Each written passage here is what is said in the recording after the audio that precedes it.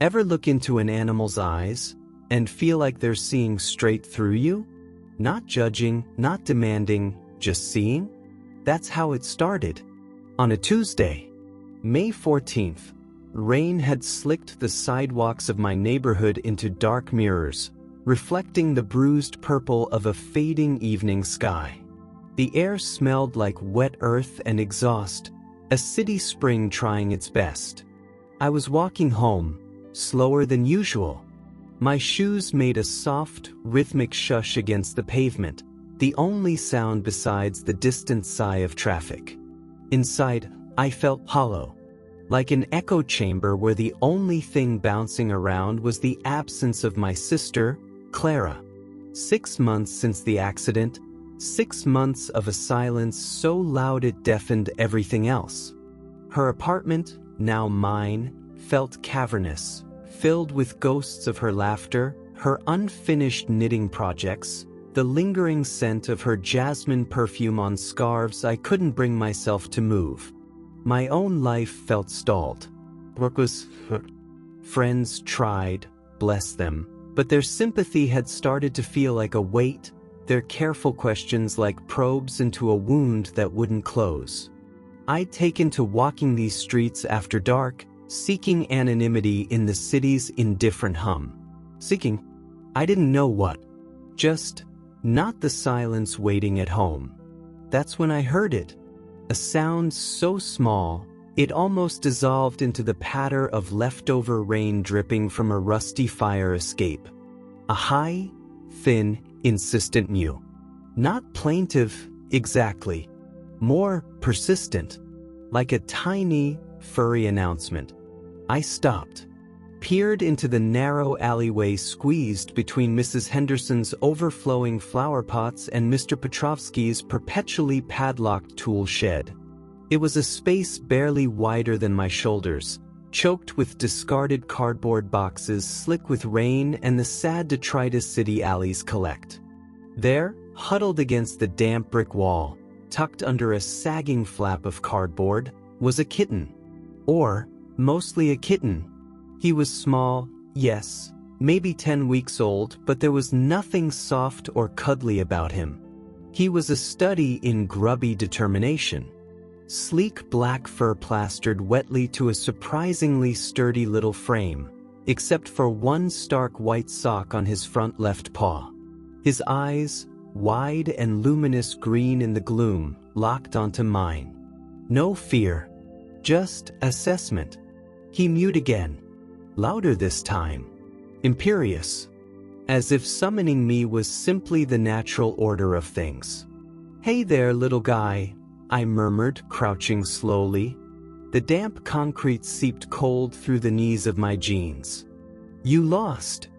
He didn't retreat, didn't advance, just held my gaze, his tiny chest puffing slightly with each breath. Up close, I saw details that punched harder than his size suggested. A thin, pale scar, almost invisible against his black fur, running from the corner of his left eye towards his ear. A nick missing from the very tip of that white-socked ear.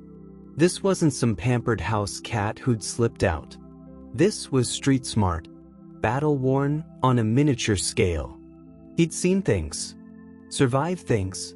He took a tentative step forward, then another, his movements fluid despite the wet. He stopped just out of arm's reach. Not scared, calculating. He tilted his head, those impossible green eyes seeming to absorb the streetlight glow. Then, deliberately, slowly, he blinked. A long, languid closing and opening of his eyes. I'd read about that somewhere. A cat's slow blink, it was trust. Or at least, a ceasefire. My own breath caught. In the echoing cavern of my grief, this tiny, scarred creature offered a silent, unexpected gesture of peace? Connection? I felt a ridiculous lump form in my throat. It was absurd. A wet alley cat blinking at me shouldn't feel like the most significant thing to happen in months. But it did. Okay, I whispered, the word barely audible. Okay, pal. I reached out a hand, palm down, fingers relaxed, letting him decide. He sniffed cautiously, his tiny pink nose twitching. Then, with a gravity that belied his size, he pushed the top of his head firmly against my knuckles. His fur was damp, cold, but beneath it, I felt the surprising warmth of his small body, the faint vibration of a purr starting up, a low, rumbling thrum that seemed to resonate deep in my own chest. It wasn't a loud purr. It was tentative, like an engine turning over after a long, cold winter, testing itself. He rubbed his cheek along my hand, leaving behind a faint, damp scent mark. Possession? Claiming? Or just acknowledgement? He looked up at me again, that intense green gaze unwavering. The rain started up again, a light, misting drizzle catching the streetlight like falling dust. He didn't flinch, just stood there, leaning into my hand, purring that fragile, rumbling promise. The hollow ache inside me didn't vanish. Clara was still gone. The silence in the apartment still loomed. But standing there in that damp, grimy alley, with the city sighing around us and this tiny, fierce, purring scrap of life leaning against my hand, something shifted. A tiny, tectonic plate in the landscape of my grief moved just an inch. It wasn't joy, not yet, but it was possibility. A crack in the heavy, gray shell I'd built around myself. This wasn't just finding a stray kitten. This felt like the beginning of something necessary, something quiet and strange and utterly unexpected. He needed shelter, dryness, food. Maybe I did too. Not just the physical kind. He blinked at me again, slow and deliberate, his green eyes holding a universe of unspoken things. The drizzle turned his black fur into tiny, glistening points of light. The city sounds faded for a moment. All I heard was the soft shush of the rain, the distant city hum, and that fragile, rumbling purr vibrating against my skin. "All right," I said, my voice thick. I carefully scooped him up, cradling his surprisingly dense little body against my chest. He didn't struggle, didn't protest. He just curled into the hollow beneath my collarbone, tucked his head down, and sighed. A small, deep exhalation that seemed to release weeks of tension. His purr deepened, becoming a steady, comforting thrum against my heartbeat. I felt the sharp points of his tiny claws kneading gently, rhythmically, against the fabric of my coat. Making biscuits. Claiming home. Walking back down the street, the rain slicking my hair to my forehead, the city lights blurring through the wet, I held him close.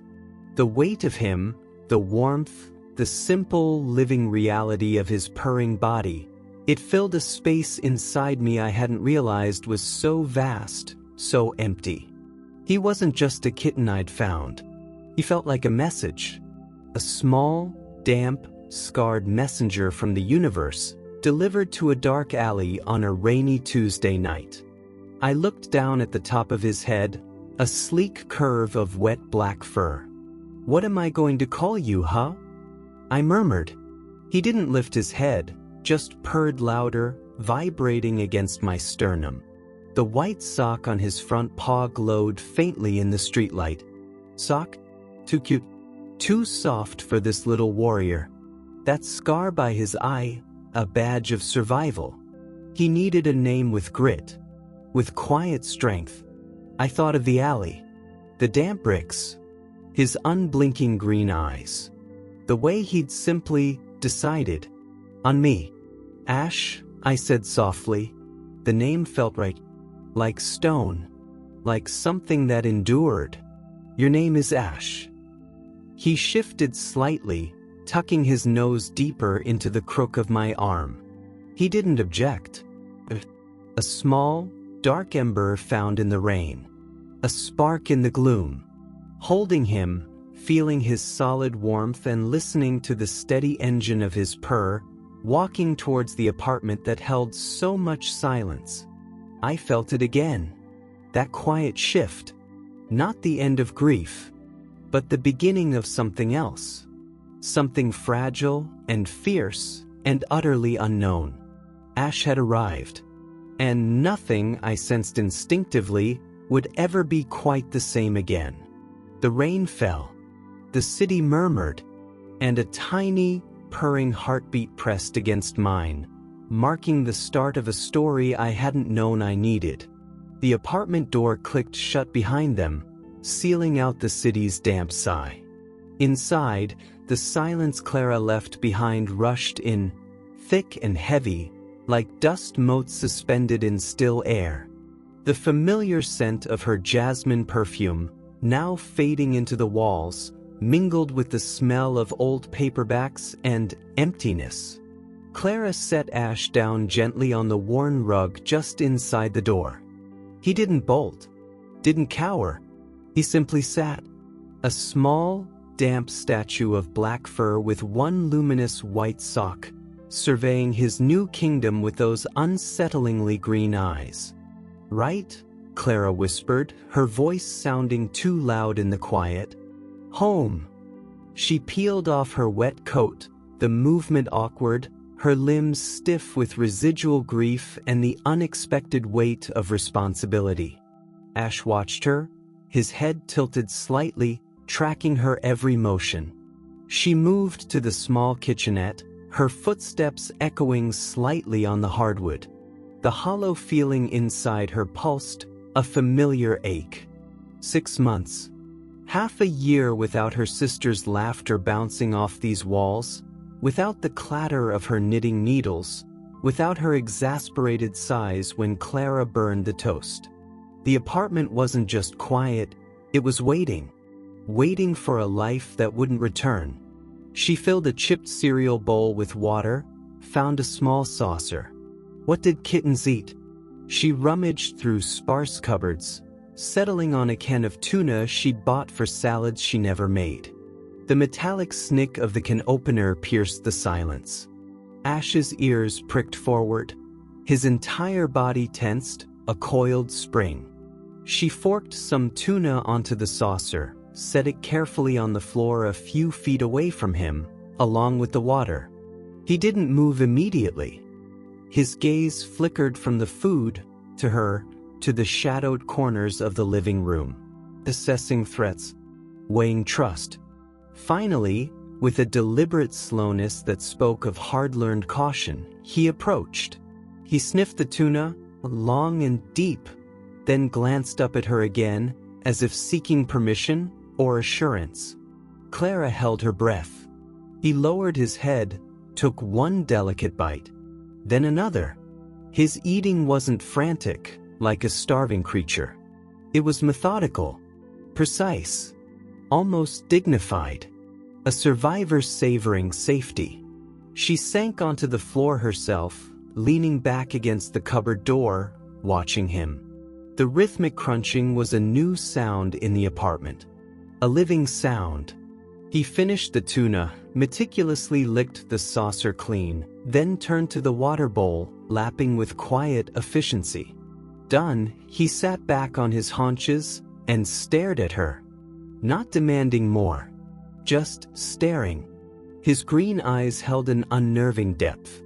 In the brighter kitchen light, she saw the scar by his eye more clearly, a thin, pale line cutting through the black fur, a whisper of a past she couldn't imagine. The nick on his white-socked ear was a tiny, jagged imperfection. "Rough life out there, huh, Ash?" she murmured. He blinked slowly. That deliberate, trust-building blink. It felt like a gift. He didn't seek cuddles that first night. He explored. A silent, shadowy reconnaissance mission. He sniffed the legs of chairs, investigated the dusty space beneath the sofa, hopped lightly onto the windowsill, pressing his nose against the cool glass, watching the rain-streaked city lights below. He moved with a liquid grace, utterly silent except for the soft thump of his paws landing on the floorboards. He avoided the corner where Clara's sister used to keep her knitting basket, now just an empty space holding an imprint of absence.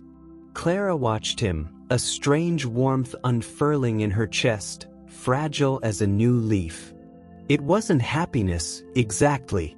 More like distraction. A tiny, living focus pulling her out of the suffocating echo chamber of her own thoughts.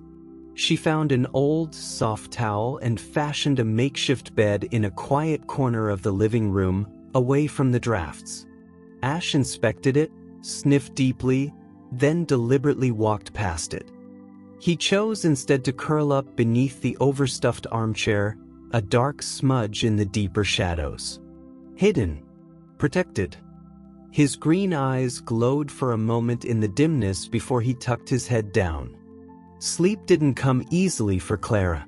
The apartment's silence pressed in, now punctuated by the soft, rhythmic sound of Ash's breathing from under the chair. A new sound. A companionable sound. She lay in her sister's old bed, staring at the ceiling, tracing the familiar cracks in the plaster. The grief was still there, a heavy stone lodged beneath her ribs. But now, there was also the awareness of another presence. Fierce. Independent. Yet undeniably there. The next few days unfolded in a quiet, tentative dance. Clara bought Kitten food, a proper litter box, a small, fuzzy mouse toy that Ash regarded with majestic disdain. She learned his rhythms. He was a creature of the margins. Dawn found him perched on the windowsill, watching the city wake up, a silent sentinel. He'd follow her to the kitchen when she made coffee, not begging, just observing from a respectful distance, his tail tip flicking thoughtfully. He explored more, venturing further from his armchair fortress, though he still avoided that empty corner like it held an invisible force field. His trust was earned in increments, measured in blinks and tiny, deliberate gestures. One morning, as Clara sat slumped at the small table, staring blankly at a cooling cup of coffee, lost in the fog of missing her sister, Ash approached. He didn't meow, didn't rub against her legs. He simply sat, about a foot away, and stared at her. Not at her face, but at her hands, clenched tightly around the mug. She felt his gaze like a physical touch. Slowly, deliberately, he lifted one paw, the white-socked one, and placed it gently, precisely on the toe of her slipper. Not a demand. A connection. A grounding. She unclenched her hands. Looked down at him. He blinked slowly. She blinked back. A silent conversation passed between them. "I see you.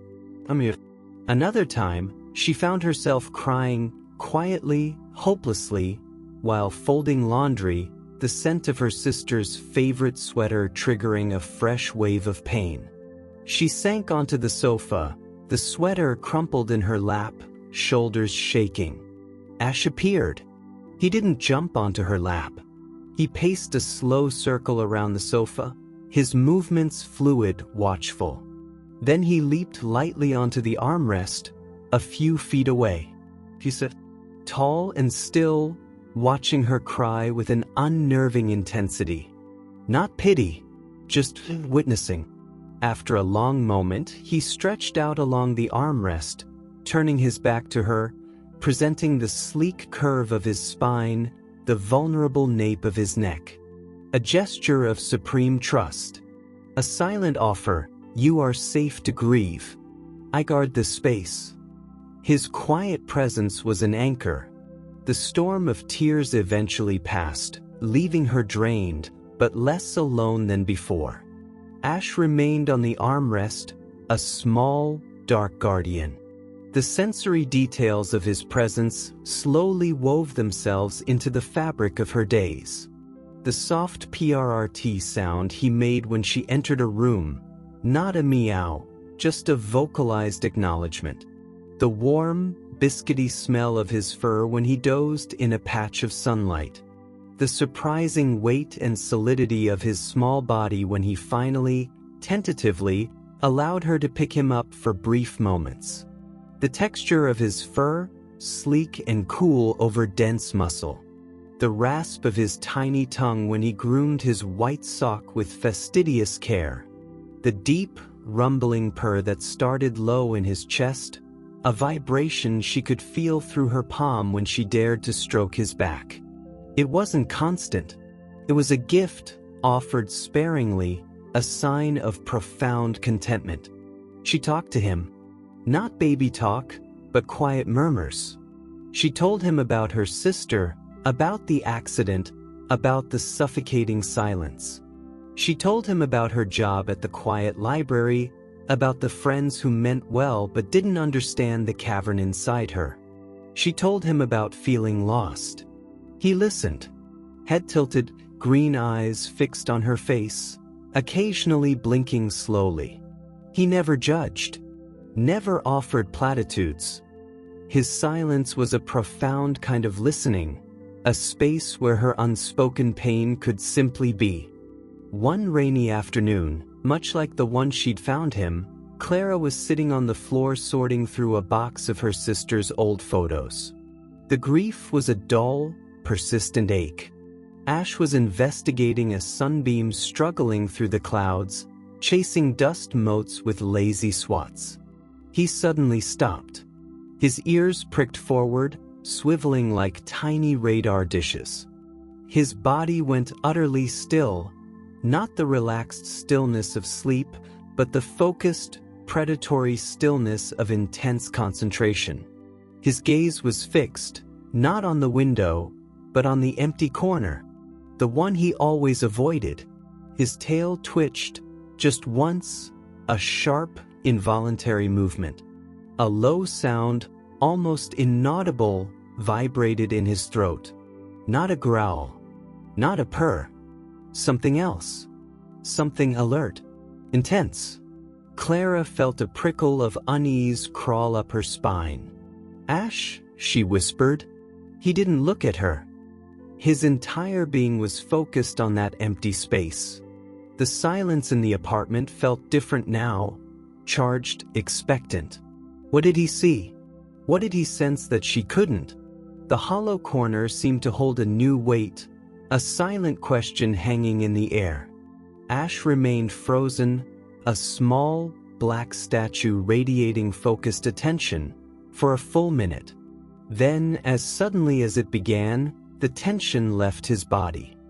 He shook his head slightly, blinked, and resumed batting at a dust mote, as if nothing had happened.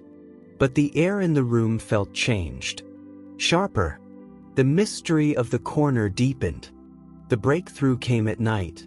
Clara lay in bed, the city's ambient glow painting faint patterns on the ceiling. Sleep was elusive, her mind replaying old memories and the strange intensity of Ash's focus on the corner. She heard the soft pad of his paws on the floorboards. He entered the bedroom, a silent shadow. She held her breath. He usually slept under the armchair or on the windowsill in the living room. He approached the bed, hesitated. She could feel him looking up at her in the darkness. Then came the soft thump as he landed gracefully on the foot of the bed. He didn't come closer. He circled twice, a slow, deliberate ritual, then settled himself at the very edge of the mattress, a respectable distance from her feet, curled into a tight, black comma. His breathing deepened, slowed. Clara lay perfectly still. Tears welled up, hot and unexpected, blurring the ceiling patterns. Not tears of sadness this time. Tears of something else. Something fragile and precious. Companionship. A shared space in the darkness. He had chosen to be near her. Not demanding affection, just being there. Present. The purr started then, low and tentative at first, then deepening into a steady, resonant thrum that vibrated softly through the mattress. It wasn't just a sound. It was a physical sensation, a warm, living current flowing from him to her. A lullaby woven from fur and breath and trust. She listened to that purr, felt its gentle vibration against her feet. The hollow ache inside her didn't vanish, but it was no longer the only thing she felt. There was warmth. There was the soft rhythm of Ash's breathing. There was the quiet hum of the city outside. And there was peace. A fragile, hard-won peace. She closed her eyes. The silence wasn't empty anymore. It was filled with the sound of a small, scarred heart beating steadily nearby, a testament to survival, a quiet promise of shared space in the aftermath of loss. The purr deepened, a comforting engine in the night, lulling her towards a sleep that felt, for the first time in months, like it might hold rest instead of just escape. Ash had claimed his corner of the bed, and in doing so, he had begun, silently, to mend a corner of her broken world. The fragile peace Ash brought was like a spiderweb glistening with dew, beautiful, intricate, and terrifyingly easy to tear. That strange, intense focus on the empty corner, it didn't fade. It became a rhythm, a punctuation mark in their quiet days. Clara would be washing dishes, the warm water a temporary comfort, and feel the prickle of being watched. She'd turn, and there he'd be, sitting a few feet back from the corner, utterly still. Not the relaxed loaf of a napping cat, but a statue carved from obsidian. Ears pricked forward, whiskers rigid, tail curled tightly around his white-socked paws. His green eyes, fixed, unblinking, on that patch of bare wall and floorboards where Clara's sister's knitting basket used to reside. He'd hold that pose for minutes, sometimes longer, a silent sentinel guarding, what? Nothingness? Clara would call his name softly. Ash. Sometimes he'd flick an ear, a minuscule acknowledgement, but his gaze wouldn't waver. Other times he'd remain lost in whatever world he perceived in that empty space. It unnerved her, deeply. The corner wasn't just empty, it felt charged now. Laden with Ash's silent intensity. She'd find herself avoiding it too, walking wider arcs around the living room, her own gaze skittering away from the spot. The grief she'd been trying to navigate felt suddenly intertwined with this feline mystery, a knot she couldn't untangle. The scratching started subtly. At first, Clara thought it was just Ash sharpening his claws on the old rug near his armchair refuge. But the sound was different. Less rhythmic, more frantic. More targeted. One evening, as she tried to read, the sound pulled her focus like a physical tug. Scritch, scritch, scratch. Scritch, scritch, scratch. Insistent. Persistent. Not on the rug. On the baseboard. Right beside the forbidden corner. She found him there. Not lying down, not playing. Standing on his hind legs, braced precariously against the faded wooden trim. His front paws, claws fully extended, were working methodically, almost desperately, against the join where the baseboard met the wall. Scritch, scritch, scratch. His white-socked paw dug with particular fervor. His entire body vibrated with the effort. His green eyes weren't vacant now. They blazed with a fierce, singular focus. He wasn't sharpening claws. He was trying to get through. No. The sharpness in her own voice startled her. He flinched, stopped instantly, dropping back to all fours. He looked up at her, his expression unreadable. Not guilty. Not defiant. Interrupted. Frustrated, perhaps. He gave the baseboard one last, longing look, then turned and stalked away, tail held stiffly high, disappearing under his armchair fortress. The silence he left behind felt louder than the scratching. That night, the scratching woke her. Not loud, but insidious. A dry, persistent whisper in the darkness. Scritch, scritch, scritch. Coming from the living room. Clara lay rigid in bed, the purring warmth Ash usually brought now replaced by a cold knot of anxiety in her stomach.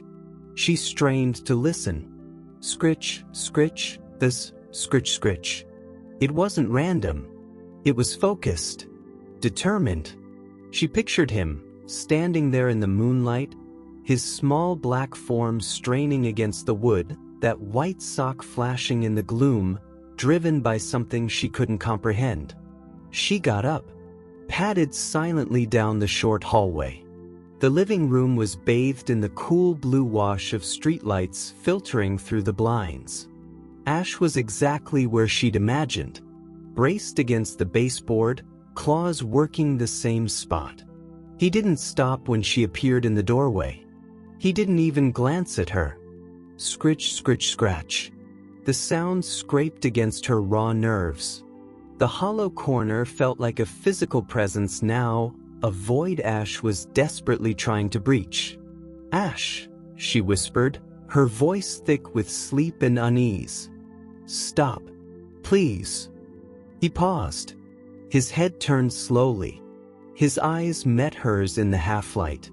They held none of the slow blink trust she'd come to cherish. They were wide, intense, almost alien in their green luminescence. He held her gaze for a long, breathless moment. Then, deliberately, he turned back to the wall and resumed scratching. Scritch, scritch, scratch. Louder. More insistent. A direct challenge. Anger flared, hot and sudden, surprising her. It wasn't just about the potential damage to the old apartment. It was the disruption. The violation of the fragile peace they'd built. The way this inexplicable behavior felt like it was scratching at her carefully constructed walls of coping. No. This time her voice cracked, echoing slightly in the quiet room. She took a step forward. He whirled around. Not cowering. Not fleeing. He faced her, back arched slightly, for not exactly bristling, but standing a little fuller. He didn't hiss. Didn't growl. He just stared. That intense, unnerving stare fixed directly on her face. His green eyes seemed to hold a question or an accusation. Why won't you understand? The silence stretched, taut as a wire. The streetlight glinted off the pale scar by his eye, making it look like a silver thread. The nick on his ear was a dark notch against the white fur. The scratching had left tiny, pale marks on the dark wood of the baseboard. Evidence. Clara felt a wave of exhaustion crash over her, dousing the anger. What was she doing? Yelling at a cat in the middle of the night over a patch of wall? The absurdity of it, layered on top of the weight of her grief, the strangeness of Ash's fixation, the sheer loneliness of the moment, it was too much. Her shoulders slumped. What is it? She breathed, the question barely audible, directed as much at the universe as at the small, defiant creature before her. What do you want from there? Ash didn't blink. He held her gaze for another long moment, then slowly, deliberately, turned his head back towards the corner. Not to scratch, just to look, to stare with that same impossible focus. The message was clear. It's not me. It's there. The scratching became their secret conflict. A nightly ritual Clara dreaded. She tried deterrence. A strip of double-sided tape on the baseboard. Ash sniffed it disdainfully, then carefully scratched around it. A spray bottle with water. He'd flinch away, shake his head, give her a look of profound betrayal, and retreat, only to return an hour later, undeterred. She tried blocking the corner with a heavy bookcase she dragged from the bedroom, grunting with the effort. Ash simply sat before the obstruction, staring at it, radiating silent, intense dissatisfaction. He stopped purring for her, stopped the slow blinks. He ate, used his litter box, occasionally tolerated a brief stroke, but the warmth, the fragile connection, had cooled. He was polite, distant, focused. His world had narrowed to that patch of wall. The tension bled into Clara's days. She found herself snapping at well-meaning colleagues, canceling coffee dates with friends, unable to bear their cheerful chatter while this silent war raged in her apartment. The grief for her sister, which Ash had begun to soften, now felt jagged again, mixed with frustration and a gnawing fear. What was wrong with Ash? Was he sick? Was the corner somehow haunted? The thought was ridiculous, but in the lonely hours before dawn, listening to that relentless scritch-scratch, rationality felt thin.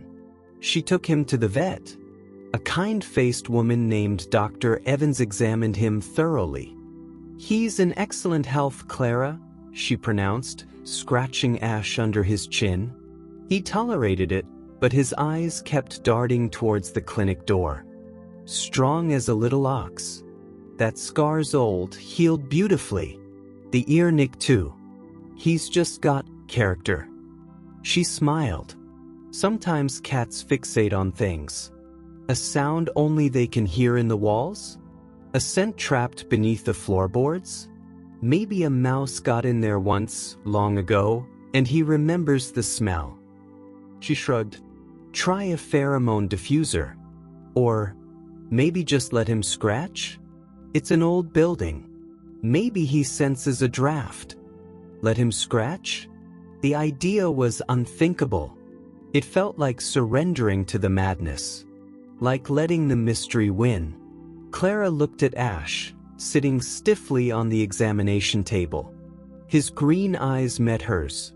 There was no warmth there, just watchfulness, and that unwavering, unsettling focus. He wasn't scratching at wood. He was scratching at her, at the fragile piece she tried to build, at the carefully managed edges of her grief. The conflict escalated. One rainy Tuesday night, exactly 3 weeks after she'd found him, Clara reached her breaking point. She'd had a terrible day at work. A patron had yelled at her over a lost book, triggering a panic attack she'd barely managed to hide in the library stacks. She'd come home soaked, exhausted, the hollow ache inside her a physical pain. All she wanted was quiet. The illusion of peace. Ash was waiting. He started scratching before she'd even taken her coat off. Scritch, scritch, scratch.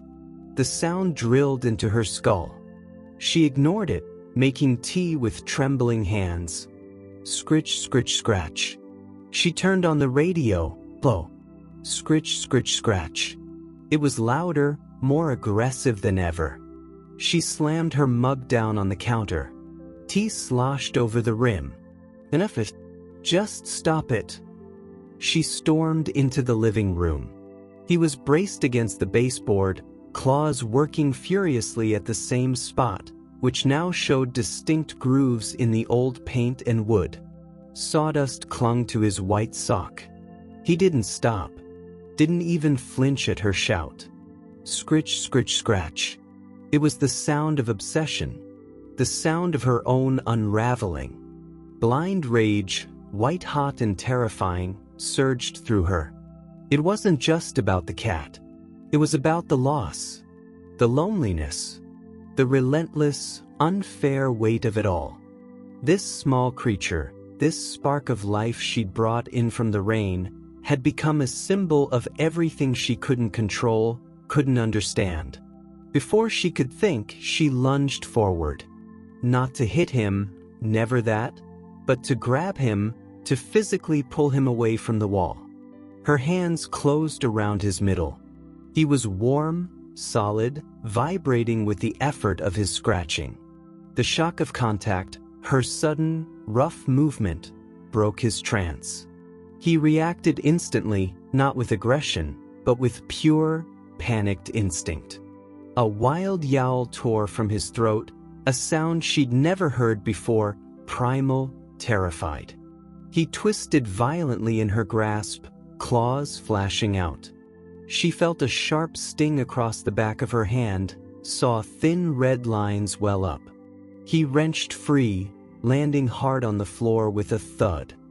He scrambled backwards, fur puffed up, eyes wide with sheer terror, fixed not on her, but on the corner. He crouched low, belly almost touching the floorboards, emitting a low, continuous growl that vibrated the air. Not directed at her. Directed at it. Clara froze. The sting on her hand was nothing compared to the icy wave of shame and horror that washed over her. She'd frightened him. Truly frightened him. The cat who'd endured alley life, scars and all, was terrified. By her. By her loss of control. The rage evaporated, leaving her cold and shaking. She looked at her hand. The scratches were superficial, already beading with blood. She looked at Ash, cowering, growling softly, his gaze still locked on the corner, his body trembling. The connection they'd built, the trust, lay shattered on the floor between them, as real as the tiny flecks of sawdust. "Oh God, I'm sorry." The whisper choked her. "I'm so sorry." He didn't look at her. He kept growling, low and steady, at the empty space. The silence of the apartment was absolute now, heavy, suffocating. Broken only by Ash's terrified growl and Clara's own ragged breathing. The corner loomed larger, darker, more mysterious than ever. What was it? What had she done? The fragile piece wasn't just torn, it was obliterated. Ash, her small, scarred companion, was now a trembling stranger in her living room, terrified of her and obsessed with a patch of nothing. The mystery of the corner was no longer just Ash's. It was hers, and it demanded an answer. The scratching had stopped, but the tension, the terrible, silent question hanging in the air, was deafening. Clara sank slowly to her knees on the cold floor, the sting on her hand a sharp counterpoint to the deeper ache in her heart, staring at the trembling cat and the forbidden corner, utterly lost. The story had taken a sharp, unexpected turn, into darkness, confusion, and the chilling echo of her own desperate actions. The silence after her scream was thick, viscous, like tar. Clara knelt on the cold floorboards, the sting of Ash's claws a faint, throbbing pulse on the back of her hand.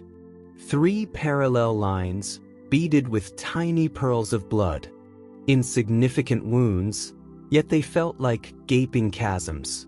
The real pain was deeper, radiating from her core, a searing cocktail of shame, horror, and the crushing weight of her own unraveling.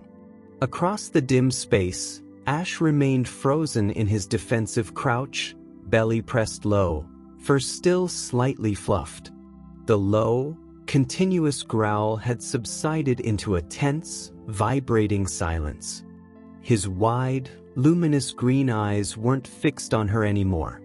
They were locked, unwavering on the corner. The forbidden corner.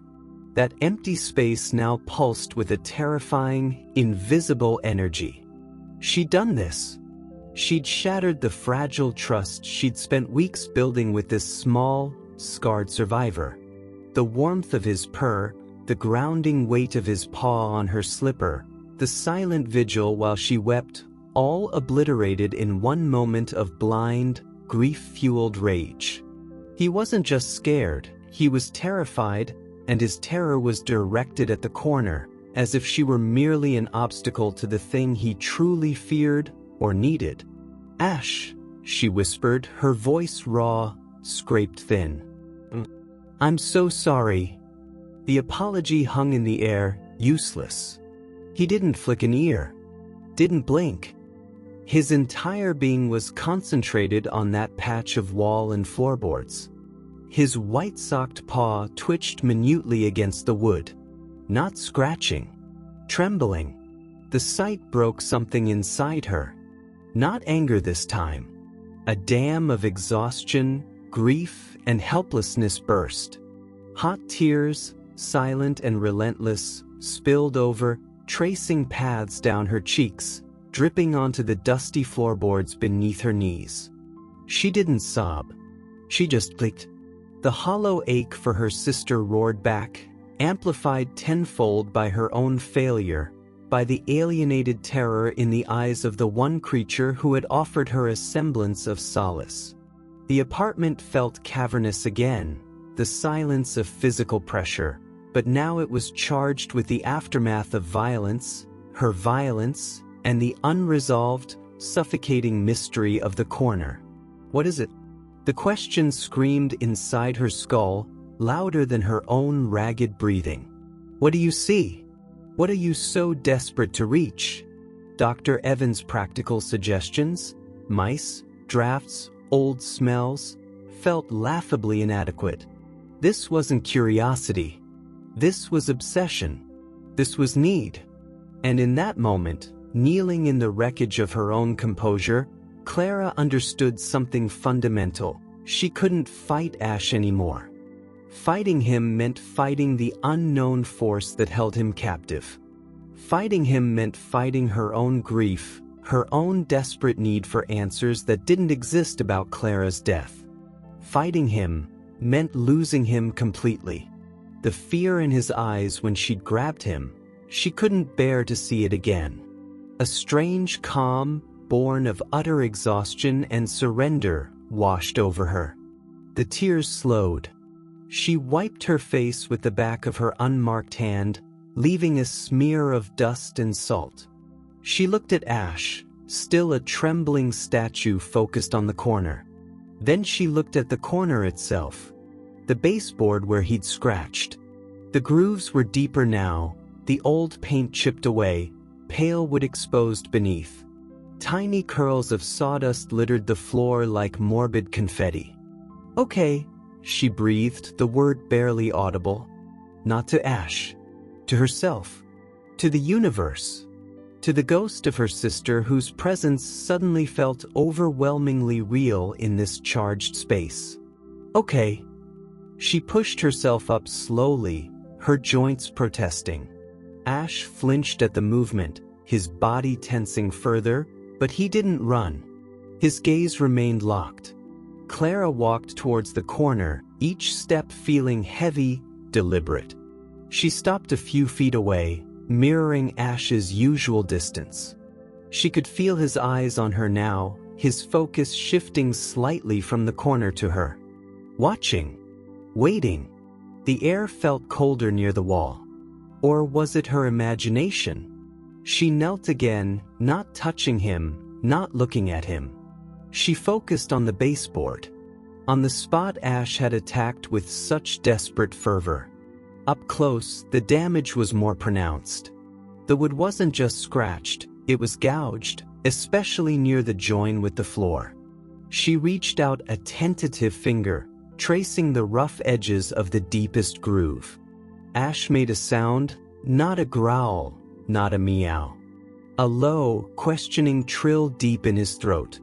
Ignoring the sting on her other hand, Clara pressed her fingertips against the baseboard, near the gouged area. It felt solid. Unyielding. She pushed harder. Nothing. Frustration bubbled, but she quashed it. Obsession. She shifted her attention lower, to where the baseboard met the worn oak floorboards. She ran her fingers along the seam. Grime. Her nail caught. A tiny, almost imperceptible gap. Not between boards, but under the edge of the baseboard itself. Her breath hitched. She pressed her fingernail into the gap. It slid in a fraction deeper. Ash trilled again, louder this time. A sound of anticipation? She wiggled her nail. Felt resistance. Not wood. Something else. Something flexible? Like cardboard? Or thick paper? Heart pounding suddenly against her ribs, a frantic drumbeat echoing in the silent room, Clara scrambled to her feet. She needed light. Better leverage. She hurried to the kitchen junk drawer, rummaging past tangled cords and dead batteries until her fingers closed around the cold metal of a flathead screwdriver and the rubber grip of a flashlight. Ash hadn't moved. He watched her return, his green eyes wide, unblinking, fixed on her hands, then flicking back to the corner. Back at the spot, she clicked on the flashlight. The bright beam cut through the gloom, illuminating the gouged baseboard and the dusty seam. She knelt, the cold floor biting through her pajamas. Ash inched forward slightly, just enough to be at the edge of the flashlight's pool, his body still tense, but the trembling had lessened. He was utterly focused on her actions. Clara wedged the screwdriver's tip into the tiny gap she'd found under the baseboard. She pressed down, gently at first, then with increasing pressure. The old wood groaned in protest. A splinter cracked off. Ash made a soft MRRT sound, leaning forward. She worked the screwdriver, prying upwards. More groaning wood. A faint, dry crack. Suddenly, a section of the baseboard, maybe 6 inches long, right where Ash had scratched most intensely, loosened. It wasn't attached to the wall stud. It seemed to have been a separate piece, poorly fitted or perhaps deliberately loose. With a final, careful pry, the section lifted away. Clara set it aside. Dust motes danced wildly in the flashlight beam. Underneath, revealed, was the edge of the floorboard, but also a dark, narrow cavity. A gap between the floor joists? Or something else? Ash was suddenly right beside her, his shoulder almost touching her knee. He wasn't looking at her. His nose was inches from the opening, sniffing frantically, his whiskers twitching like live wires. He made a series of urgent, chirping sounds Clara had never heard before, high-pitched, almost bird-like. Excitement? Alarm? Clara aimed the flashlight beam into the dark space. At first, she saw only darkness, dust bunnies, the rough edge of the subfloor. Then, as the light penetrated deeper, something pale gleamed back. Not wood. Paper. Folded paper. Tucked deep into the cavity, almost out of reach. Her hands were shaking now. She reached in, her fingers brushing against rough wood, cobwebs. She stretched, her fingertips grazing the edge of the paper. It felt thick, slightly stiff. She hooked a finger under it and carefully, slowly, pulled it out. It was an envelope. Thick, cream-colored paper, slightly yellowed with age. It wasn't sealed. There was no address. Just one word, written in a familiar, looping script across the front in faded blue ink. Clara. Her Clara. Her sister. The breath left Clara's lungs in a rush. She stared at her own name, the name she shared with her sister, written in that achingly familiar hand. Why was it here? Hidden? Questioning? Ash nudged her knee with his head, a firm, insistent pressure. His green eyes were fixed on the envelope, then flicked up to her face. The intensity was still there, but the fear was gone, replaced by expectation, urgency. With trembling fingers, her heart hammering against her ribs so hard she felt lightheaded, Clara opened the unsealed flap. Inside wasn't a letter, but a small, leather-bound notebook. Well-worn, the leather soft and supple. She recognized it instantly. It was her sister's gratitude journal. Clara had given it to her years ago, a whimsical birthday gift. "Write one thing you're grateful for every day," she chirped. Her sister, ever practical, had rolled her eyes but promised to try. Clara had assumed it was forgotten, lost in a drawer somewhere. But this wasn't forgotten. It was hidden, deliberately, secretly, tucked away in a dark cavity behind a loose baseboard. Clara opened the journal. The first few pages were filled with her sister's neat handwriting, dated entries from years past. Simple gratitudes, sunshine today. Good coffee, Clara called. Normal. Expected. She flipped further. The entries became sparser. Then, about a third of the way through, the tone shifted. The date was smudged, but Clara recognized it as being about 8 months before her sister's death. The handwriting was different. Crowded. Can't sleep. The fear is like ice in my veins. How do I tell her? How do I tell anyone? It feels like a dream. A terrible, wonderful, terrifying dream that vanished. Gone. Just gone. The doctor said, chemical pregnancy. Like it was nothing. Like it wasn't real. But it was. For those few weeks, it was everything. Clara stopped breathing. The words blurred. Chemical pregnancy. She knew the term. An early miscarriage. So early it might barely register. But the raw pain on the page, it registered. Deeply. She turned the page, her fingers numb. I bought a tiny yellow onesie today. Stupid. So stupid. Saw it in a window and just broke. Had to have it. Hid it in the back of my closet. Like hiding the hope. Like hiding the shame. Shame for what? For losing something I barely had? For feeling this crushing grief over a nothing? But it wasn't nothing. To me, it was the world. A tiny yellow onesie. Clara remembered finding it, months after her sister's death, while packing up her clothes. Tucked away, still with tags. She'd assumed it was a gift bought for a friend's baby, forgotten. The discovery had been a small, sad mystery. Now, it wasn't a mystery. It was a monument to a secret grief. Page after page, the entries unfolded. Her sister's pain was a physical thing on the paper. The isolation, the feeling of being adrift, the inability to share the loss, fearing it wouldn't be understood, fearing it would diminish the real grief others experienced. The crushing loneliness. The entries became darker, more fragmented. Mentions of the hollow space inside, of feeling like a ghost, of staring at the knitting basket, the basket that had sat in that corner, and imagining tiny booties she'd never knit.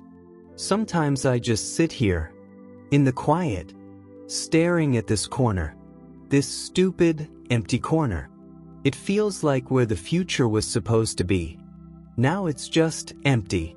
Like me. I put the journal here, behind the loose bit. Can't bear to see it. Can't bear to throw it away. Maybe someday, someone will find it. Understand. But probably not. Probably just the mice. The final entry, dated just weeks before the accident, was brief, scrawled. The hollowness is permanent, I think. A part of me now. Maybe I should tell Clara.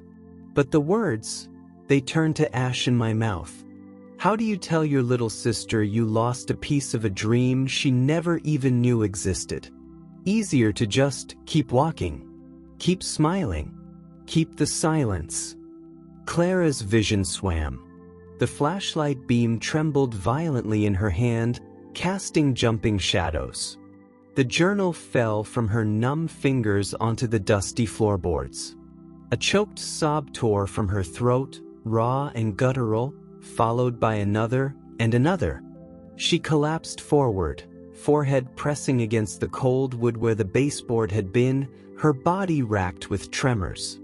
The grief wasn't just for her sister's death anymore. It was for this hidden agony.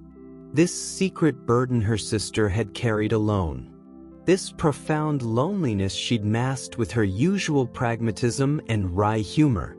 The hollowness she described. Clara felt it now, magnified 1,000 times. She hadn't just lost her sister, she'd lost the chance to know her in this deepest, darkest moment. To hold her, to share the weight. The silence hadn't just been Clara's after her sister died. It had been her sister's long before.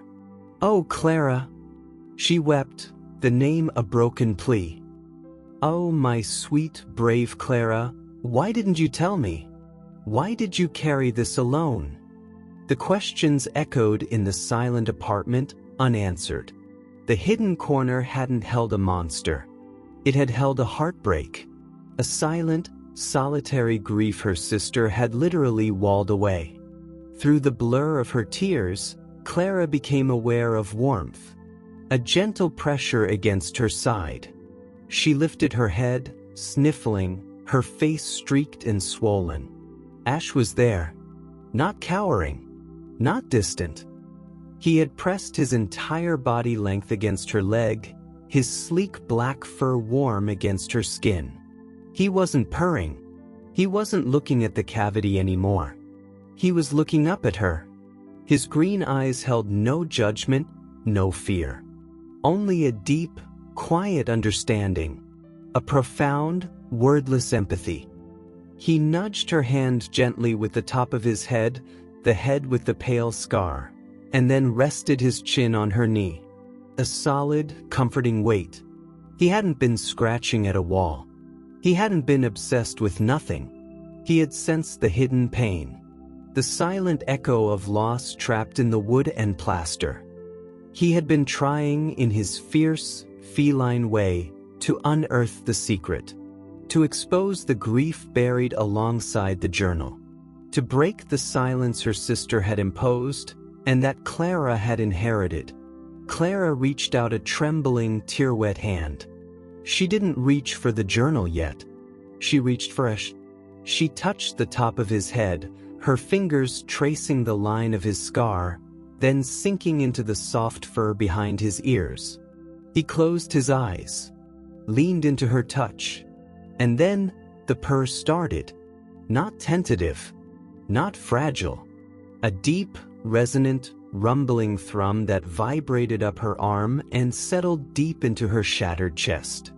It was the sound of shared sorrow, the sound of presence, the sound of a small, scarred creature offering the only comfort he could. "I see your pain. I'm here." Clara buried her face in his fur, the scent of warm cat and dust filling her senses. She wept again, great, heaving sobs that shook them both. But this time, she wasn't alone. Ash held her ground. His purr was an anchor in the storm. He had led her to the hidden wound, and now he was witnessing the flood. The breaking point wasn't an ending. It was a brutal, necessary opening. The secret was out. The silence was broken. And in the dusty beam of the flashlight, amidst the splintered wood and tear-stained pages, a woman and a cat huddled together on the floor, bound not just by shared space, but by the profound, aching weight of grief finally seen, finally acknowledged. The corner was just a corner again, but the emptiness it represented was finally, devastatingly full. The storm of tears passed, leaving Clara hollowed out, yet strangely lighter, like a landscape scoured clean by a deluge, raw and exposed, but ready for new growth. She sat slumped against the wall, the dusty journal resting on her lap, Ash a warm, purring weight pressed firmly against her side. His fur was damp where her tears had fallen, but he didn't pull away. He remained steadfast. His deep, resonant rumble was no longer just comfort. It felt like a grounding wire, tethering her to the solid reality of the floorboards, the faint city hum outside, the simple, living warmth of his small body.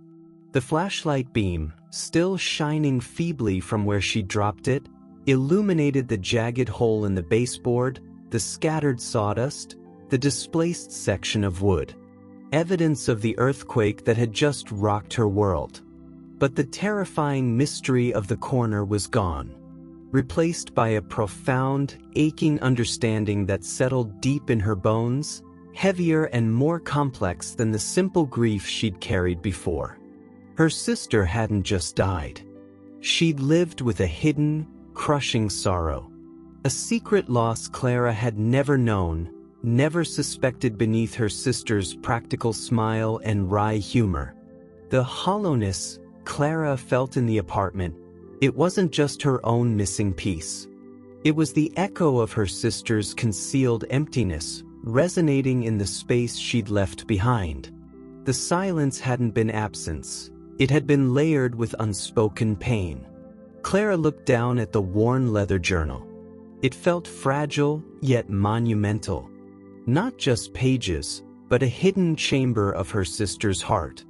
She traced the faded blue script on the envelope, Clara? A question mark that now felt like a plea across time. Did you ever sense it?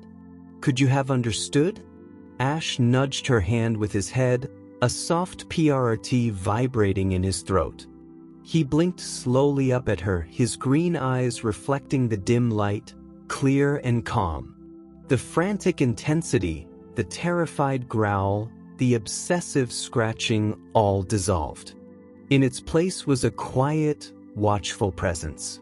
He had done what he'd set out to do. The secret was unearthed.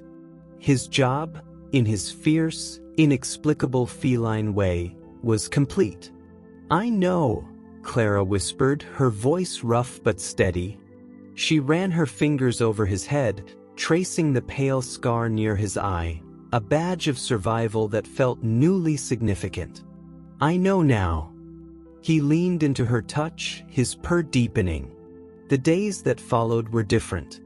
Not instantly brighter, but quieter, deeper. The frantic energy of conflict was gone, replaced by a shared, somber understanding. Clara carefully glued the loose section of baseboard back into place, filling the gouges with wood putty. She didn't hide the repair. It was a scar on the wall, just like the one on Ash's face, a testament to what had been broken and mended. The corner was just a corner again, holding no phantom terrors, only the lingering scent of fresh putty and dust. Ash's behavior shifted subtly, profoundly. The wary distance evaporated. He no longer retreated to the shadows beneath the armchair. He claimed the sunniest spot on the rug in the middle of the living room, sprawling with luxurious abandon, his white sock gleaming. He greeted her at the door, not just watching, but weaving figure eights around her ankles, his tail held high, the tip curling in a question mark. The slow blinks returned, frequent and deliberate, like silent affirmations. "I see you. We are safe." He slept on her bed now. Not tentatively at the foot, but curled beside her pillow, a small, warm furnace radiating comfort. His purr was a constant lullaby, a low, soothing engine in the night. Sometimes, in the quiet dark, she'd feel the soft, rhythmic kneading of his paws against the blanket near her shoulder. Making biscuits. Claiming home. Deeply. Clara found herself talking to him more than ever, but the content had changed. It wasn't just pouring out her grief anymore, it was sharing her discoveries. She'd sit with her sister's journal, not reading it cover to cover in a frantic rush, but dipping into it slowly, carefully, like testing the temperature of deep water. "Listen to this, Ash," she'd murmur, the cat stretched beside her on the sofa, one paw draped over her thigh. She wrote about the day we went to the botanical gardens, got caught in that downpour. Remembered me laughing like an idiot, soaked to the skin. Said it was the first time she'd felt real joy in weeks. Clara's voice would catch. "I had no idea. I just thought it was a rainy day." Ash would lift his head, blink slowly, then resettle, his purr a soft counterpoint to her words. He was bearing witness to the unfolding story, the hidden layers of a life. The journal wasn't just pain. Woven through the entries about loss and isolation were threads of gratitude, moments of stolen beauty, fierce love for Clara herself. Simple joys, the smell of coffee, a good book, a phone call. Clara saw her sister's strength anew, the courage it took to carry that hidden sorrow while still showing up, still loving, still finding tiny sparks of light. The hollowness hadn't consumed her, she'd lived around it, despite it. It wasn't weakness Clara discovered in those pages, it was a breathtaking, heartbreaking resilience. Her own grief transformed. It wasn't lessened, but it was expanded, enriched by this new dimension of her sister's inner world. The sharp, jagged edges softened into a deeper, more complex ache, an ache laced with profound empathy and a fierce, protective love for the woman who had carried so much alone. She missed her sister's laughter, yes, but she also missed the chance to hold her during that hidden storm. The regret was there, but it was tempered now by understanding. Her sister hadn't wanted to burden her. Her silence, however misguided, had been an act of love, of protection. Routines felt different, imbued with a new awareness. Making coffee in the morning wasn't just a habit. She'd recall her sister's entry about the comfort of the ritual. Walking home from work, she'd notice the way the city light caught in puddles, remembering her sister finding beauty in unexpected places. Ash was her constant companion in these moments. He'd walk beside her down the hallway to the kitchen, sit patiently while she cooked, though his nose would twitch hopefully at the smell of tuna, curl up beside her chair while she worked on her laptop. His presence was a quiet anchor, a reminder of the present moment, the shared space they now inhabited. One sunny Saturday, Clara gathered her courage. She took the tiny yellow onesie she'd found months ago, still tucked away in a drawer, and the journal. She didn't go to the cemetery. Instead, she walked to her sister's favorite park bench overlooking the duck pond, a place Clara had avoided since the accident, the memory too sharp. Ash padded beside her on his harness, his tail held high, curiously sniffing the spring air. She sat on the familiar, sun-warmed wood. Ash hopped up beside her, settling into a watchful loaf. The pond sparkled, ducks squabbled, children laughed in the distance. Life, messy and vibrant, pulsed around her. Clara took a deep breath, the scent of damp earth and new leaves filling her lungs. She held the onesie in one hand, the journal in the other. "Hey, Clara," she whispered, her voice catching only slightly. "I found it. Your secret."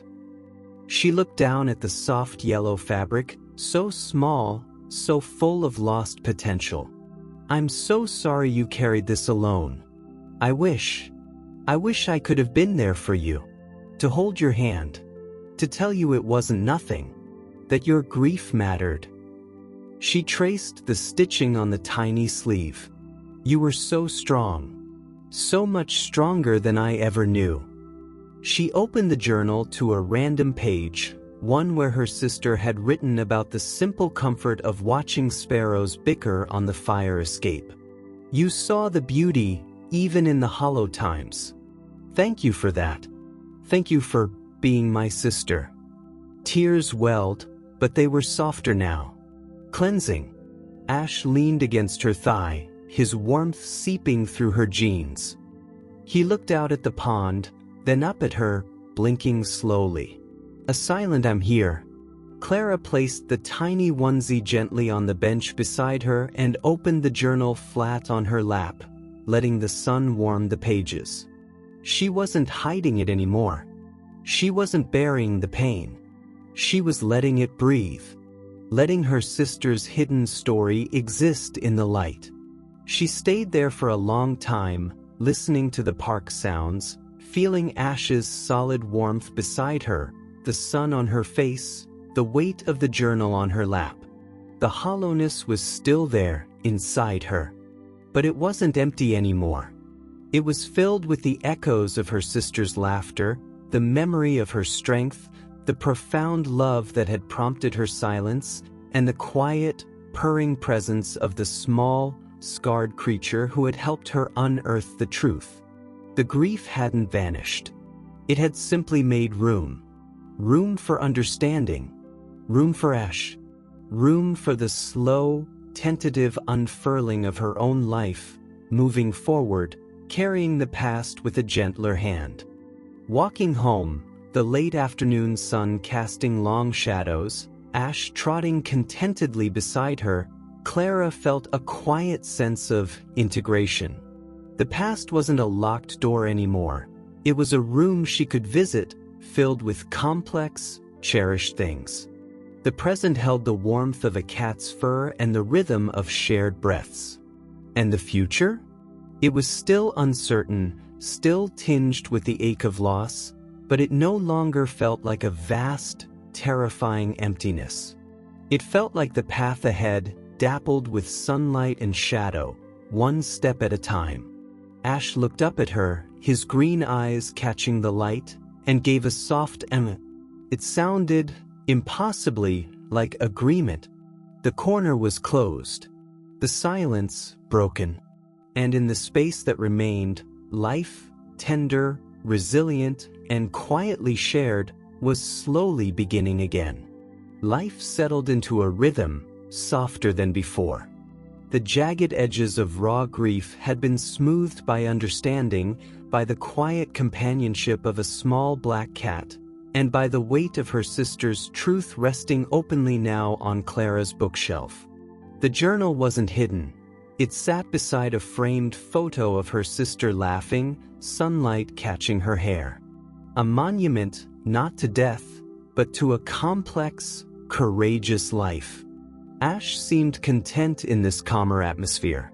His days were a symphony of sunbeam naps, meticulous grooming sessions focused on his white sock, and the quiet observation of Clara's routines from various vantage points: the back of the sofa, the windowsill, the corner of her desk.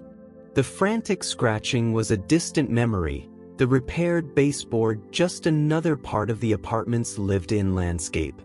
He purred more readily, a deep, contented rumble that was the soundtrack to Clara's mornings and evenings. One bright May morning, the air thick with the promise of summer, Clara was washing breakfast dishes. Sunlight streamed through the kitchen window, warming her back. Ash was perched on his usual spot on the sill, tail curled neatly around his paws, watching the world outside with detached interest. The city sounds floated up, distant traffic, a barking dog, the cheerful shouts of children playing in the park down the block. Suddenly, Ash went utterly still. Not the relaxed stillness of contemplation, but the focused, predatory stillness Clara remembered from his obsession with the corner. His ears snapped forward, swiveling like miniature radar dishes. His body tensed, muscles coiling beneath sleek black fur. His green eyes, usually lazily scanning the scene, fixed with laser intensity on something below the window ledge. Clara felt the familiar prickle of unease, quickly dismissed. Probably a pigeon, she thought, rinsing a plate. Or a squirrel. But Ash's posture held. He didn't twitch, didn't flick his tail. He was a statue of feline concentration, radiating an almost palpable energy. Then, very slowly, deliberately, he lifted one paw, the white-socked one, and placed it against the window glass. Not scratching. Tapping. Gently. Insistently. Tap, tap, tap. Curiosity piqued, Clara dried her hands and moved to the window. "What is it, buddy?" she murmured, leaning down beside him. Ash didn't look at her. His gaze remained fixed downward, his paw still tapping softly against the pane. Tap, tap, tap. Clara followed his line of sight. Below the window ledge, tucked precariously behind a downspout and nestled amongst the straggly ivy that climbed the brickwork of her apartment building, was something small and messy. Not trash. A nest. A tightly woven cup of dried grass, twigs, and scraps of string, wedged into the narrow space where the downspout met the wall. And inside the nest, movement. Tiny, frantic, almost imperceptible movement. She squinted, pressing her face closer to the glass. There, amidst the woven strands, were 3 impossibly small creatures. Naked, pink, blind. Baby birds. Their oversized heads wobbled, beaks gaping wide in silent, desperate hunger. Their skin was translucent, veins visible beneath, covered only in sparse, wet-looking tufts of down. They were utterly vulnerable, heartbreakingly fragile.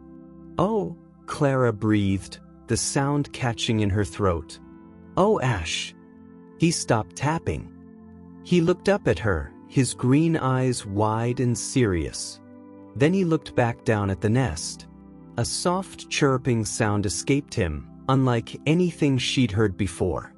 Not a meow. Not a trill. It was concerned. Alerting. The mother bird was nowhere in sight. Had she abandoned them? Been killed?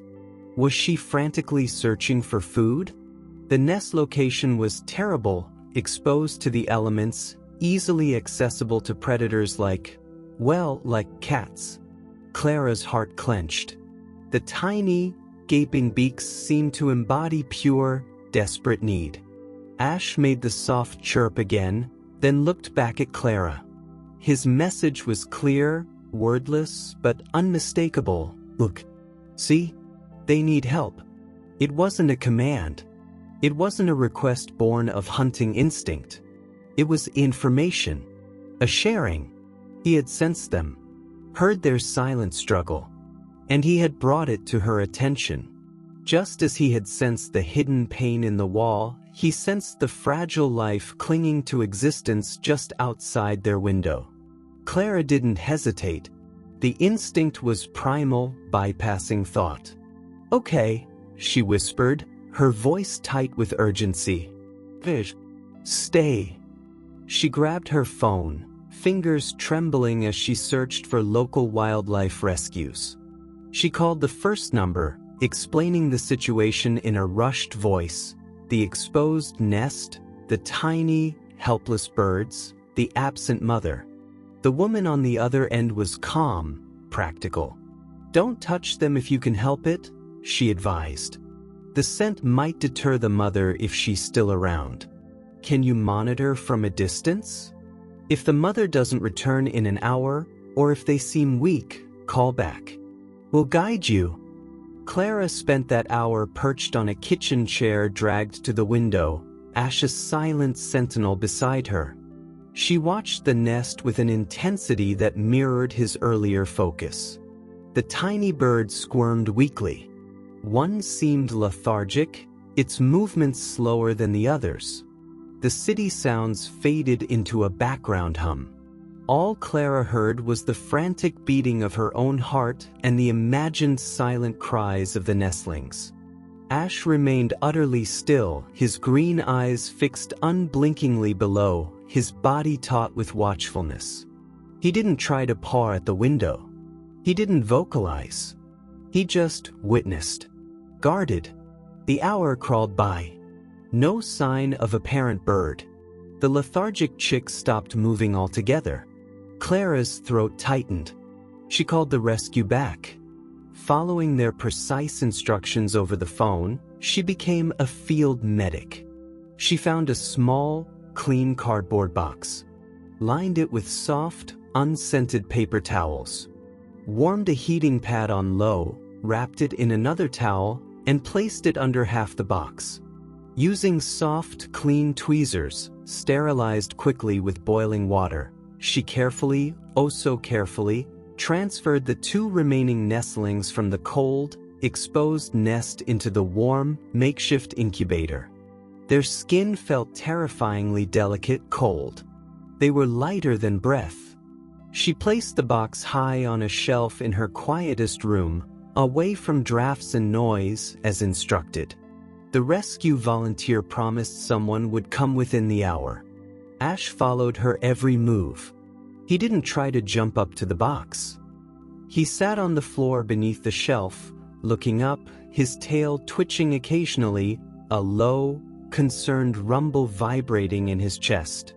He understood. This was important. Fragile. The wildlife rescuer arrived. A young woman with kind eyes and gentle hands. She examined the tiny birds with professional care. "House sparrows," she confirmed softly. "These two are cold and dehydrated, but there's a chance. The third." She shook her head sadly. "Probably just too weak from the exposure. You did exactly the right thing, getting them warm and calling us." She carefully secured the box, promising specialized care and feeding at their facility. "We'll do our best." As the rescuer left, carrying the tiny box holding the fragile sparks of life, Clara leaned against the closed door, feeling drained but strangely energized. Ash wound himself around her ankles, purring loudly now, a deep, resonant thrum that seemed to vibrate up through the floorboards. He looked up at her, blinking slowly. "Good job." Later that evening, after the intensity had faded, Clara sat on the sofa, Ash curled in a warm, purring circle on her lap. The apartment was quiet, filled with the soft sounds of his contentment and the distant city hum. She stroked his sleek fur, tracing the pale scar near his eye, her fingers finding the familiar nick on his white-socked ear. She thought of the frantic baby birds, of Ash's insistent tapping on the glass, of his silent vigil. He hadn't just led her to her sister's hidden grief. He had led her to this, to the raw, desperate edge of life itself, clinging to existence against the odds. He had shown her not only the hidden wounds of the past but also the fragile, urgent need of the present. He had pulled her gaze away from the internal hollow and forced her to see the vulnerability right outside her window. And, crucially, he had shown her she could act. She could try to mend, to protect, to nurture. The journal's weight on the shelf felt different now. Not just a record of hidden pain, but a testament to the care her sister had wished for, even in her solitude. Clara remembered an entry she'd read weeks ago, one that hadn't resonated fully until now. Her sister had written, "Saw a fledgling sparrow today, fallen from its nest. So small, so loud. Its parents were frantic. I wanted to help, but I froze. Afraid I'd do the wrong thing. Afraid my touch would doom it. Just stood there, useless, while its tiny cries ripped at me. Sometimes, the need feels too big, too fragile, easier to turn away, to keep the walls up." Clara hadn't frozen today. She had acted. Imperfectly, fearfully, but she had acted. Because Ash had tapped on the glass. He had shown her the need, and in showing her, he had reminded her of her own capacity to care, even when the outcome was uncertain, even when the fragility was terrifying. She looked down at the cat purring on her lap, a creature who had known the harshness of alleys, who bore the marks of survival, who had sensed hidden sorrows and fragile life with uncanny precision. He wasn't just a pet. He wasn't just a comfort. He was a guide. A small, fierce, furry compass pointing her towards connection, to the ghosts of the past, yes, but also, vitally, to the trembling, urgent life of the present. The final gift wasn't a thing. It wasn't another hidden object. It was the realization Ash had etched onto her heart.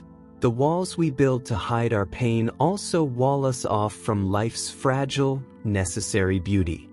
He had scratched through her walls, literal and emotional, and in the broken space, Light had poured in, the harsh light of her sister's hidden truth, yes, but also the dappled sunlight illuminating trembling baby birds, the warmth of his purr, the simple, profound act of not turning away.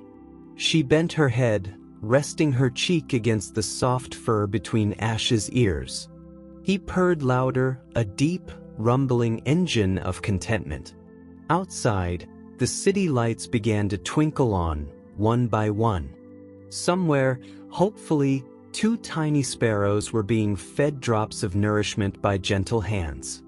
And here, in the quiet apartment, a woman held a small, scarred cat, her own heart feeling simultaneously heavier with the world's fragility and lighter with the newfound knowledge that within her, too, was a fierce, tender capacity to reach out, to listen to the taps on the glass, to answer the silent, desperate cries. Ash had not only unearthed the past, he had awakened something vital in the present. The gift was the understanding that healing wasn't just about surviving the storm, it was about learning to hear the fragile songs that began when the rain stopped. The city's summer deepened, thick with heat and the scent of hot asphalt and blooming window boxes. Life in the apartment shifted. Not suddenly, not dramatically, but with the slow, inevitable turn of seasons. The frantic energy of discovery, the raw tremors of grief unearthed and confronted, settled into something quieter, deeper, like stirred sediment slowly sinking back to the riverbed, leaving the water clearer, perhaps, but forever changed by what had been disturbed and revealed. Clara moved through her days with a new kind of awareness. The silence wasn't oppressive anymore. It was a canvas painted with the soft sounds of existence, the hum of the refrigerator, the distant wail of sirens, the rhythmic click-click-click of Ash's claws on hardwood as he patrolled his domain, and always, beneath it all, the comforting rumble of his purr, a constant, grounding vibration in their shared space. Ash himself seemed settled. Profoundly. The wary intensity, the skittishness that had marked his early days, had melted away like morning frost. He was a creature utterly at home. He claimed the sunniest patch of rug with regal indifference, his sleek black fur absorbing the light, the white sock on his paw gleaming like a tiny beacon. He met Clara at the door not just with figure eights around her ankles, but with a soft headbutt against her shin, a silent "you're back." He slept curled against her side at night, a warm, purring weight, his breath a soft puff against her arm. The scar by his eye and the nick on his ear weren't marks of hardship anymore. They were badges of a journey survived, landmarks on a face she knew as intimately as her own reflection in the morning mirror. He watched her, those luminous green eyes holding a depth of understanding that still, sometimes, took her breath away. It wasn't human understanding, it was something purer, more elemental. A recognition of shared space, shared breath, shared history.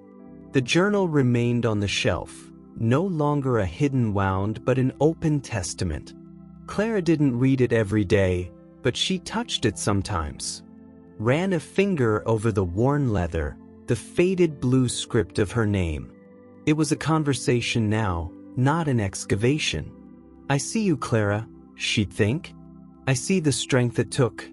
I see the love behind the silence." The hollowness inside her hadn't vanished. She suspected it never fully would, but it was no longer an echoing void.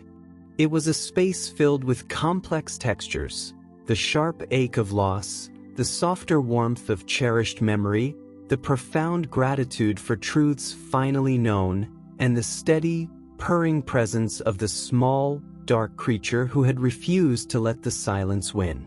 He had been the key to unlocking her sister's hidden pain, and in doing so, he had unlocked something in Clara herself. The baby sparrows. The wildlife rescue had called a week after collecting them. One hadn't made it, the weaker one Clara had feared for. But the other was thriving. A little fighter, the rescuer had said, warmth in her voice. Gaining weight, feathers coming in. We'll release him soon, back where he belongs. Clara had cried then, quiet tears of relief and sorrow mingled. Ash, sitting on her lap, had looked up at her wet face, blinked slowly, and pressed his head firmly against her chest, purring louder. He understood the bittersweet tang of survival. He'd lived it. The story felt complete, yet open. Like a book where the central mystery is solved, but the characters continue living, breathing, growing beyond the final page. Clara found herself doing things she hadn't done in years.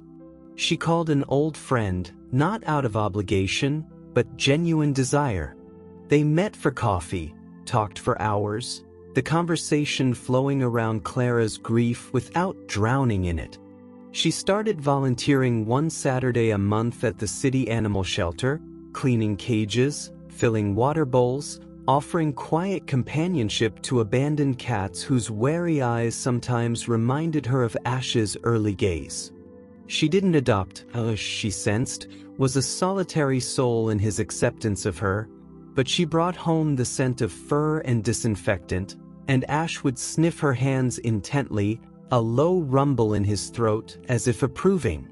One warm evening, twilight painting the sky in streaks of lavender and orange, Clara sat on the fire escape. Ash was beside her, a shadow against the fading light, his green eyes reflecting the city's awakening glow below. The sounds floated up, laughter from a nearby balcony, the clatter of dishes, a distant saxophone weaving a lonely melody. Clara sipped her tea, the warmth spreading through her. Ash shifted, stretching one paw, his white sock stark against the dark iron. He yawned, revealing tiny, sharp teeth, then settled back, his gaze fixed not on the bustling street, but on a cluster of sparrows bickering over crumbs on a neighboring rooftop. She watched him watch them. No predatory tension, no focused intensity. Just observation. Acknowledgement. He'd shown her the fragility of their nestlings, the desperate gaping beaks. He'd led her to act. And now he watched the survivors flit and squabble in the dusk, their ordinary, vital lives unfolding. A simple circle. Pain, care, survival, continuity. This, Clara realized, the thought settling over her with the gentle weight of twilight, is the meaning. This is the quiet truth Ash etched onto my soul. Life isn't a straight path away from grief.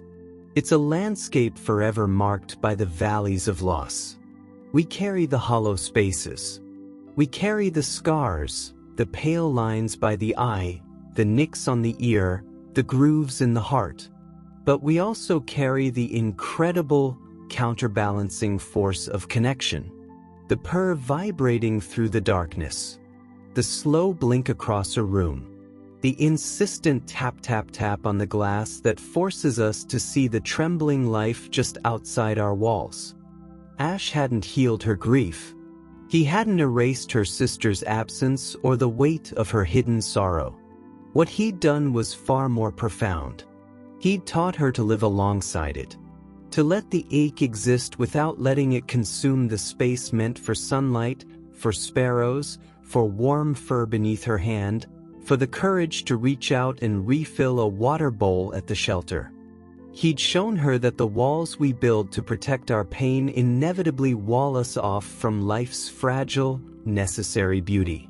And that sometimes, the bravest, most healing thing we can do is to let a small, scarred creature scratch through those walls.